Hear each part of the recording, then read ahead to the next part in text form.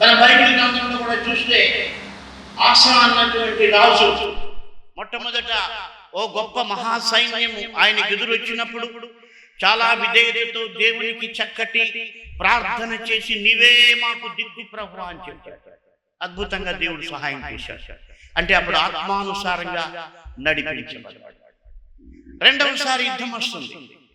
అప్పుడు ఆయన దేవుని పైన ఆధారపడకుండా ఆ పక్కన ఇంకొక రాజు ఉంటే ఆయనకు డబ్బులు ఇచ్చి నాకు సహాయానికి రమ్మన్నాడు. ఇప్పుడు మనస్సు నడిపించింది. ఆ రెండవసారి దెబ్బతిన్నాడు. దేవుడు కూడా ఆయన గర్జించినట్టుగా మనం చూడబడాలి.